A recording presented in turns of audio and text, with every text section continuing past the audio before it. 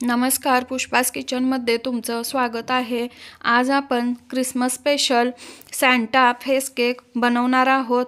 तो सुद्धा plum cake बनवणार आहोत। त्याच्यामध्ये आपण आयसिंग करून फेस केक बनवायचा आहे। या केकची मला आर्मी पब्लिक स्कूलच्या ज्या टीचर्स आहेत त्यांनी ऑर्डर दिलेली आहे। हा व्हिडिओ तुम्ही शेवटपर्यंत नक्की बघा। मैत्रिणींनो, बघू शकता जो मी हा केक इथे बनवून रेडी केलेला आहे त्याचा लुक किती छान असा आलेला आहे। आणि हा जो मी केक बनवलेला आहे हा नॉर्मल केक नाही, प्लम केक बनवून त्याच्यावरती मी आयसिंग करून असा फेस वगैरे डिझाइन केलेली आहे। चला तर मग हा केक मी कसा बनवून रेडी केला त्याची रेसिपी मी तुमच्यासोबत शेअर करणार आहे। व्हिडिओ शेवटपर्यंत नक्की बघा। इथे मी 1 कप होईल इतकं कॅरमल शुगर सिरप घेतलेला आहे। ते मी अगोदरच बनवून इथे रेडी केलं होतं। आणि 1 कप होईल इतकं दूध सुद्धा घेतलेलं आहे। दूध जे आहे ते नॉर्मल आहे, गरम वगैरे केलेलं नाही। याच्यामध्ये फ्लेवरसाठी थोडंसं 5 ते 6 ड्रॉप होतील इतकं व्हॅनिला इसेन्स मी टाकलेलं आहे। आणि हे बॅटर छान असं मिक्स करून मी घेतलेलं आहे। हा केक बनवण्यासाठी मी प्रीमिक्स पावडरचा वापर केलेला आहे। इथे मी व्हॅनिला प्रीमिक्स 1.5 कप होईल इतकं घेतलेलं आहे। आणि जे चॉकलेट प्रीमिक्स असतं ते सुद्धा 1.5 कप होईल इतकं घेतलेलं आहे। हा केक आपल्याला 1 किलोचा बनवून रेडी करायचा आहे। त्याच्यासाठी हे परफेक्ट असं मेजरमेंट आहे। इथे मी 1.5 कप दोन्ही प्रीमिक्स घेऊन याच्यामध्ये दालचिनी पावडर आणि विलायची पावडर 1 चमचा टाकलेली आहे। सोबतच जी सुंठ पावडर असते ती सुद्धा 2 चमचे होईल इतकं मी यामध्ये टाकलेली आहे। या केकसाठी दालचिनी आणि वेलची पावडर आणि थोडंसं जायफळ मिक्स करून मी घरीच बनवली होती आणि या केकला खूप छान अशी टेस्ट येते। इथे बघू शकता हा ऑरेंज ज्यूस आहे। यामध्ये मी ओव्हरनाईट जे आपल्याला या प्लम केकसाठी लागणारे ड्रायफ्रूट्स आहेत ते सोक करून ठेवले होते आणि ते वितळवून मी ड्रायफ्रूट्स बाजूला केले होते आणि तोच ज्यूस या केकमध्ये मी वापरलेला आहे। इथे बघू शकता आपले ड्रायफ्रूट्स सुद्धा किती छान असे सोक झालेले आहेत। असे एकदम फुलले पाहिजेत जेणेकरून की या ड्रायफ्रूट्समध्ये जो ऑरेंज ज्यूसचा फ्लेवर आहे तो याच्यामध्ये ॲड झाला पाहिजे। अशा पद्धतीने तुम्ही सुद्धा असे ड्रायफ्रूट्स सोक करून ठेवून केकसाठी यूज करू शकता। हे करणं महत्त्वाचं आहे। इथे मी सगळं बॅटर मिक्स करून घेतलेलं आहे आणि त्यावरती ज्या आपल्याला केक डेकोरेशनसाठी चेरीज भेटतात त्या छोट्या छोट्या पीसेसमध्ये मी कट करून इथे टाकलेले आहेत। त्या ज्यूसमध्ये मी सोक केल्या नव्हत्या कारण ते पहिल्यांदाच एकदम सॉफ्ट असतात, त्यामुळे त्याला सोक करण्याची काही गरज नाही। इथे मी 2 चमचे होईल इतकं रिफाइंड ऑइलसुद्धा टाकलेलं आहे आणि छान असं आपलं बॅटर जे आहे ते मी मिक्स करून घेतलेलं आहे। आपण केक बनवण्यासाठी जे बॅटर बनवतो ते थोडंसं पातळ असतं, जास्त घट्ट नसतं। या प्लम केकसाठी आपल्याला जे बॅटर बनवून घ्यायचं आहे ते थोडंसं घट्टच ठेवायचं आहे। बघू शकता हा केक बेक करण्यासाठी मी 8 इंचाचा टीन घेतलेला आहे। त्याला बटर पेपरने सगळीकडे कवर करून घेतलेला आहे आणि वरती थोडासा एक्स्ट्रा बटर पेपर सुद्धा ठेवलेला आहे की जेणेकरून आपला केक बेक होतो एक वेळे असा ओव्हरफुल होतो, तो भांड्याच्या बाहेर जाता कामा नये याच्यासाठी असं मी इथे केलेलं आहे। बॅटर टाकून झाल्याच्या नंतर आपल्याला थोडंसं टॅप टॅप करून घ्यायचं आहे। आता हा केक आपण बेक होण्यासाठी OTG मध्ये ठेवून देणार आहोत। OTG मध्ये फक्त 40 मिनिटामध्ये आपला केक इथे बनवून रेडी होणार आहे। बघू शकता किती छान असा आपला केक इथे बनवून रेडी झालेला आहे फक्त 40च मिनिटामध्ये। स्पंजसुद्धा बघू शकता किती एकदम छान असा झालेला आहे। तुमच्याकडे जर का OTG नसेल तर तुम्ही गॅसवरती कढाई, पातेलं यामध्ये सुद्धा हा केक बेक करू शकता। आता आपण हा केक आयसिंग करून घ्यायचा आहे। इथे बघू शकता मी 8 इंचाचा बेस घेतलेला आहे आणि याच्यावरती थोडीशी क्रीम लावून घेतलेली आहे।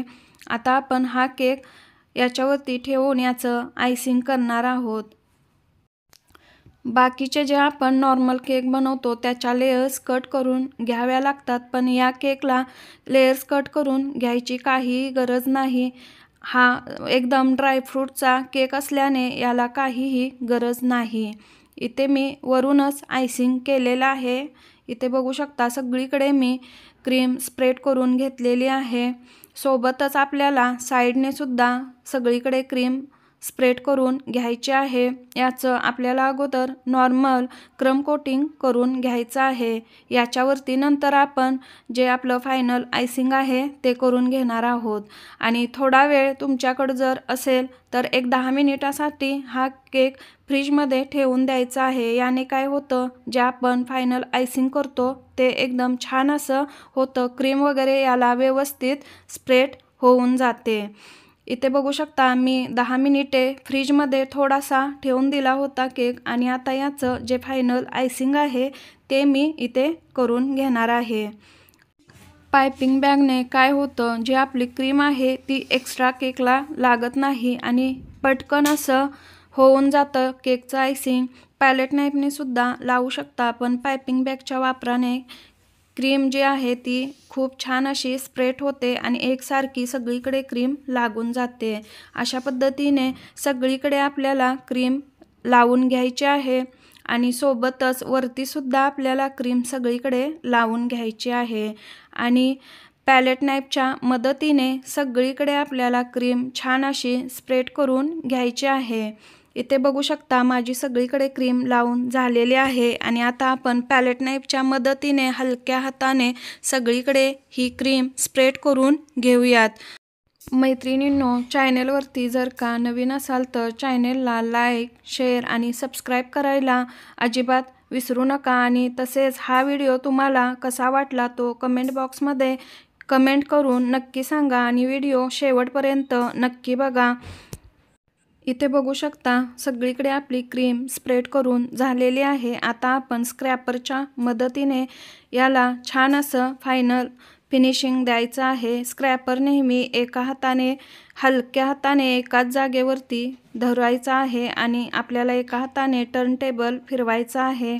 बघू शकता किती छान असं आपल्या केकचं फिनिशिंग आलेलं आहे। वरती जी एक्स्ट्राची क्रीम आहे ती पॅलेट नाईफच्या मदतीने आपल्याला काढून घ्यायची आहे। सोबतच आपल्याला बेसवरचा जो साईडचा भाग आहे केकच्या तो क्लीन करून घ्यायचा आहे। आता या केकवरती जो सॅन्टाचा फेस आहे तो काढून मी घेतलेला आहे, बघू शकता। आणि याच्यावरती आपल्याला क्रीमने छान अशी डिझाईन बनवून घ्यायची आहे। ही डिझाईन बनवण्यासाठी मी मोदक नोझलचा वापर केलेला आहे। बघू शकता किती छान अशी डिझाईन या नोझलने बनून इथे रेडी झालेली आहे। आता आपण सगळीकडे या नोझलनेच डिझाईन बनवून घेणार आहोत। इथे बघू शकता 3 लाईनमध्ये मी डिझाईन बनवून घेतलेली आहे। पूर्ण फेस बनल्यानंतर तुम्हाला समजेल किती छान अशी डिझाईन आपली इथे बनवून रेडी होणार आहे। आता आपण ह्या छोट्या नोझलने आयब्रोज बनवून घेऊयात। इथे आपल्या आयब्रोज बनवून रेडी झालेले आहेत। आता आपण सॅन्टाचे जे डोळे आहेत ते बनवून घेऊयात। इथे मी व्हाईट कलरचे डोळे पहिल्यांदा बनवून घेतलेले आहेत। आपण यामध्ये ब्लॅक कलरचा वापर नंतर करणार आहोत। अशा पद्धतीने तुम्ही सुद्धा क्रिसमससाठी असा केक डेकोरेट करू शकता। मुलांसाठी स्कूलमध्ये सुद्धा बनवून देऊ शकता किंवा घरी सुद्धा फंक्शनमध्ये असा बनवून रेडी करू शकता। खूप इझी आहे केक बनवणं आणि या केकची टेस्टसुद्धा खूप छान लागते। यामध्ये सगळे होममेड मसाले वापरलेले आहेत। खूप छान अशी चवसुद्धा या केकची लागते। इथे बघू शकता पूर्ण जो फेस आहे तो आता आपला बनून रेडी झालेला आहे। इथे मी रेड कलर यूज केलेला आहे, याने सॅन्टाची जी कॅप आहे ती मी काढलेली आहे। बघू शकता इथे रेड कलरने सॅन्टाची कॅपसुद्धा रेडी झालेली आहे आणि जी साईडची बॉर्डर आहे ती सुद्धा सोबतच आपण काढून घेणार आहोत। पूर्ण या केकचं जे डेकोरेशन आहे ते एकाच नोझलने इथे रेडी झालेलं आहे। इथे मी व्हाईट कलरची सुद्धा एक लाईन बॉर्डरमध्ये काढून घेणार आहे आणि सगळ्यात लास्टमध्ये एक ग्रीन कलरची लाईन सुद्धा काढून घेणार आहे।